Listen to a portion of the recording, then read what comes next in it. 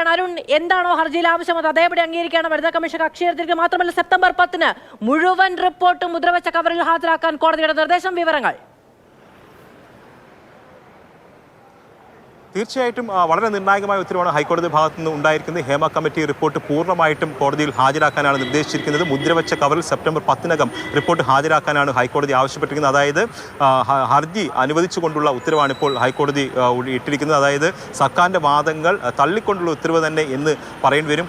സർക്കാർ പലതരത്തിലുള്ള വാദങ്ങൾ നേരത്തെ തന്നെ ഉന്നയിച്ചിട്ടുള്ള വാദങ്ങൾ ഉന്നയിച്ചിരുന്നു. പരാതികൾ ലഭിച്ചിട്ടില്ല, ഇരകളുടെ പേരുകൾ രഹസ്യമാക്കി വെക്കണം ഉൾപ്പെടെയുള്ള വാദങ്ങൾ ഉന്നയിച്ചിരുന്നു. പക്ഷേ അതൊക്കെ മാറ്റിവെച്ചുകൊണ്ട് ഈ റിപ്പോർട്ട് നേരിട്ട് ഹൈക്കോടതി പരിശോധിക്കാൻ തുടങ്ങുന്നു. അങ്ങനെ വളരെ നിർണായക ഒരു ഘട്ടത്തിലേക്കാണ് പോകുന്നത്. അതായത് ഇനി ഹൈക്കോടതിയാണ് ഇക്കാര്യത്തിൽ നിർണായകമാകാൻ പോകുന്നത്.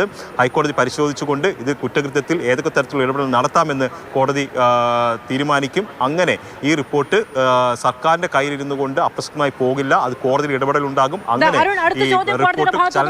ഇരകളുടെ വിവരങ്ങൾ രഹസ്യമാക്കി വെച്ചുകൊണ്ട് കുറ്റം ചെയ്തവർക്കെതിരെ നടപടിയെടുക്കാൻ കഴിയില്ല എന്ന് അരുൺ, ഈ ചോദ്യമാണ് ആവർത്തിച്ച് മാധ്യമങ്ങളും ആവർത്തിച്ച് വേണ്ടി വാദിക്കുന്നവരും എല്ലാം മുന്നോട്ട് വെക്കുന്നത്.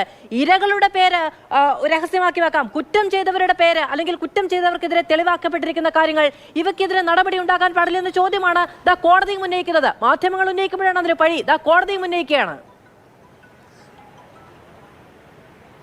തീർച്ചയായിട്ടും വളരെ സുപ്രധാനമായ ചോദ്യം. നേരത്തെ കേരളത്തിൽ റിപ്പോർട്ട് ചെയ്തിട്ടുള്ള നിരവധി പീഡന കേസുകളിൽ ഇരയുടെ പേരും വിവരങ്ങളും എല്ലാം രഹസ്യമാക്കി വെച്ചുകൊണ്ടാണ് അന്വേഷണം നടത്തിയിട്ടുള്ളത്. അപ്പോൾ ഇക്കാര്യത്തിലും ഇരകളുടെ പേരും വിവരങ്ങളും എല്ലാം രഹസ്യമാക്കി വെക്കുന്നതിന് എന്താണ് പ്രശ്നം? അത് രഹസ്യമാക്കി വെച്ചുകൊണ്ട് തന്നെ പ്രതികളായിട്ടുള്ളവർക്കെതിരെ അന്വേഷണം നടത്താൻ കഴിയുമെന്നുള്ളതാണ് നേരത്തെ പല